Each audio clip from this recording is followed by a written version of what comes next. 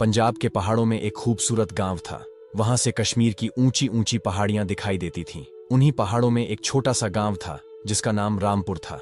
पहाड़ी इलाका होने के कारण लोगों के घर एक दूसरे से दूर दूर थे। गांव में मुश्किल से 40 घर थे।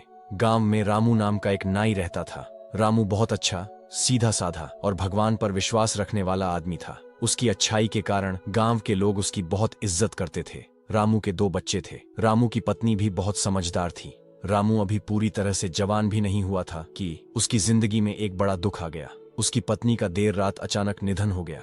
सर्दियों का समय था, उसे निमोनिया हो गया था। गांव के वैद्य को दिखाया लेकिन कोई फायदा नहीं हुआ। रामू को उसे अस्पताल ले जाने का मौका ही नहीं मिला। पत्नी की मृत्यु के बाद रामू की तो दुनिया ही बदल गई। बच्चे उस समय ज्यादा बड़े नहीं थे।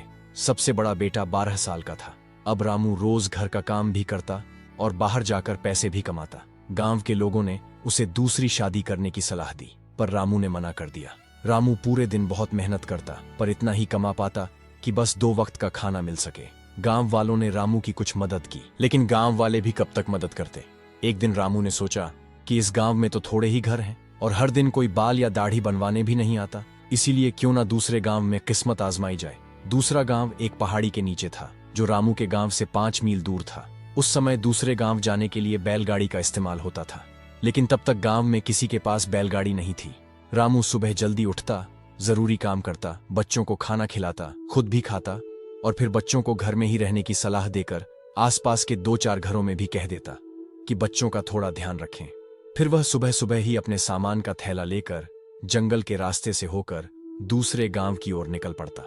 पहाड़ों से नीचे उतरने के बाद उसे एक छोटी और कम पानी वाली नदी पार करनी पड़ती थी और फिर 2 मील जंगल का रास्ता तय करने के बाद वह दूसरे गांव पहुंचता था। दूसरे गांव में जाकर काम करने से उसकी आर्थिक स्थिति में बहुत सुधार हुआ। मुश्किल सिर्फ आना जाना था, लेकिन अब रामू को उसकी आदत हो गई थी।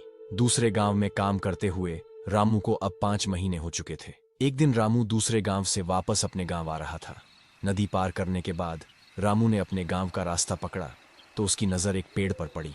वो देखकर हैरान रह गया। पेड़ की डाल पर बैठी एक खूबसूरत जवान औरत रामू को बहुत प्यार से देख रही थी।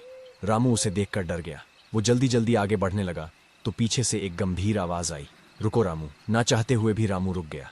औरत फुर्ती से कूदकर नीचे उतरी और रामू के पास पहुंची।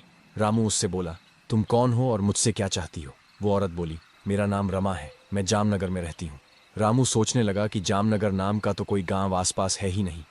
यहाँ के आसपास के गांवों को मैं अच्छे से जानता हूँ। वो औरत मुस्कुराकर बोली, गांव तो यही है, बस तुम्हें पता नहीं। रामू बोला, मैं क्या करूँ? वो औरत बोली,